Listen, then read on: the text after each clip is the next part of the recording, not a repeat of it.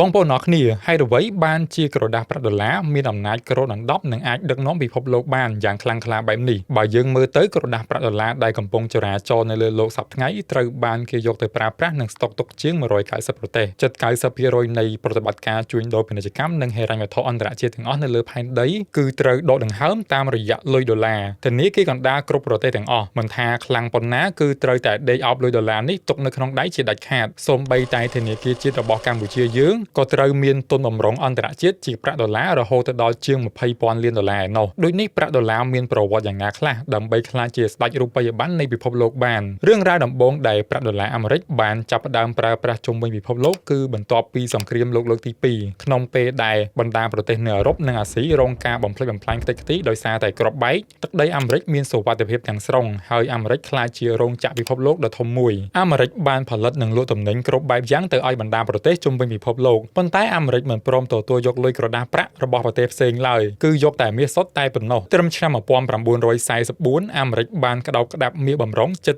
75% នៃមាសទូទាំងពិភពលោកក្រោយមកអាមេរិកបានចរចាជាមួយនឹងប្រទេសអារ៉ាប៊ីសាអូឌីតថាកងទ័ពអាមេរិកនឹងធានាការពារសុវត្ថិភាពរាជវង្សនិងអណ្ដូងប្រេងរបស់អារ៉ាប៊ីសាអូឌីត 100% ប៉ុន្តែត្រូវដូរមកវិញដោយលក្ខខណ្ឌមួយគឺរាល់ការលក់ប្រេងកាតទៅកាន់ពិភពលោកត្រូវតែប្រើប្រាស់ក្រដាសប្រាក់ដុល្លារអាមេរិកតែមួយគត់ដោយសារតែប្រេងកាតគឺជាសរសៃឈាមរបស់សង្វាក់ផលិតកម្មពិភពលោកទៅប្រទេសណាដែលចង់ទិញប្រេងត្រូវតែបង្ខំចិត្តទៅដូរយកលុយដុល្លារអាមេរិកជាមុនសិនជិត 90% នៃទំនិញពាណិជ្ជកម្មទាំងអស់នៅលើពិភពលោកគឺត្រូវដឹកជញ្ជូនតាមផ្លូវសមុទ្រហើយអ្វីរត់តែអស្ចារ្យជាងនេះទៅទៀតនោះគឺលើសពី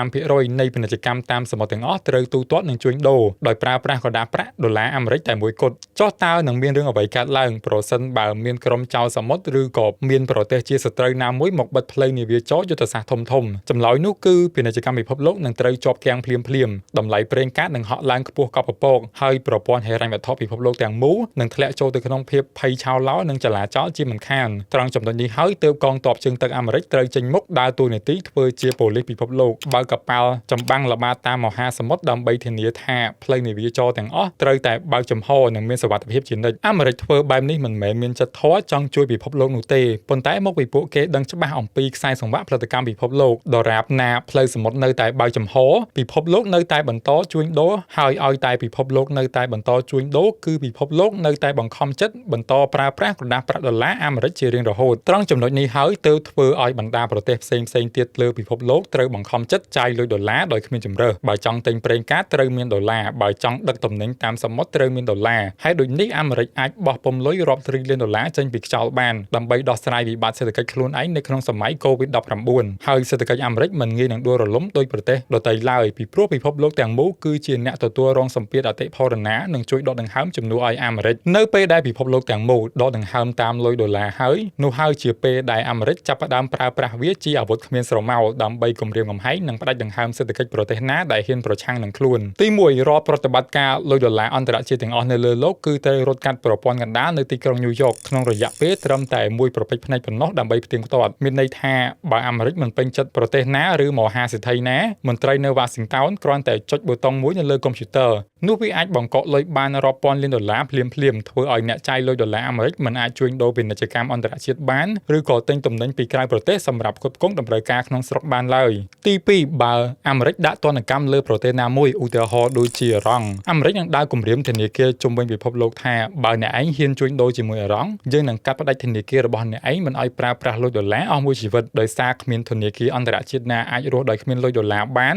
គ្រប់គ្នាត្រូវបង្ខំចិត្តលុតជង្គង់ស្ដាប់បង្គាប់អាមេរិកចាស់ស្ដែងក្នុងឆ្នាំ2014ធនាគារយក្សរបស់បារាំងឈ្មោះថា BNP Paribas ត្រូវបានអាមេរិកពិន័យជាប្រាក់រហូតដល់ 9,000 លានដុល្លារនិងផ្អាកប្រតិបត្តិការប្រាក់ដុល្លារក្នុងរយៈពេល1ឆ្នាំដោយសារតែលួចជួញដូរលុយដុល្លារជាមួយប្រទេសដែលអាមេរិកស្អប់ទី3គ្រប់ធនាគារទាំងអស់នៅលើលោកត្រូវតែតាមដានបញ្ជីខ្មៅរបស់រដ្ឋធនាគារសហរដ្ឋអាមេរិកជានិច្ចស្ថាប័នឬក៏បុគ្គលណាមួយក៏ដោយដែលចូលទៅក្នុងបញ្ជីខ្មៅរបស់អាមេរិកគឺប្រៀបបានដូចជាដើរទៅក្រោយ100ឆ្នាំមុនអញ្ចឹងដោយត្រូវចាយលុយក្រដាសប្រាក់ទាំងស្រុងពួកគេមិនអាចប្រើប្រាស់សេវាកម្ម កម្មធនាគារណាមួយបានឡើយប្រសិនបើអាមេរិករកឃើញថាមានធនាគារណាហ៊ានលួចបម្រើសេវាកម្មឲ្យទៅស្ថាប័នឬក៏បុគ្គលណាដែលអាមេរិកមិនចូលចិត្តធនាគារនោះនឹងរងការផាកពិន័យយ៉ាងធ្ងន់ធ្ងរឬអាចឈានទៅដល់ការបិទទ្វារទាំងស្រុងតែម្ដងនេះហើយជាអំណាចពិតប្រាកដនៃអាវុធគ្មានស្រមោលរបស់អាមេរិកដោយដែលរដ្ឋមន្ត្រីក្រសួងអាមេរិកម្នាក់ធ្លាប់និយាយទៅកាន់ពិភពលោកយ៉ាងប្រហើនថាលុយដុល្លារជាលុយរបស់យើងប៉ុន្តែវាជាបញ្ហារបស់អ្នកនិយាយរួមទៅអាមេរិកមិនចាំបាច់ចំណាយគ្រាប់កាំភ្លើងឬក៏យន្តហោះចម្បាំងទៅវាយលុកប្រទេសណាមួយនោះឡើយដរាបណាពួកគេនៅតែកាន់កាប់អាវុធទី2ដ៏មានប្រសិទ្ធភាពនេះអាមេរិកនៅតែអាចបញ្ជាពិភពលោកទាំងមូលបានតាមចិត្តក្រោយពីដឹងរឿងរ៉ាវអាវុធគ្មានស្រមោលមួយនេះហើយតើបងប្អូនយល់យ៉ាងណាដែរ